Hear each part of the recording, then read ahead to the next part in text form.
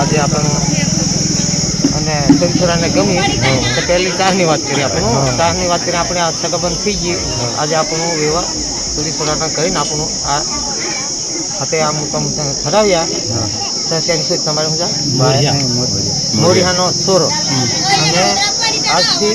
આપણી જિંદગીની હગાઈ 7 પેઢીની હગાઈ અને કોઈ દાડે છોરીનો વાગ પડે કે છોરાનો વાગ પડે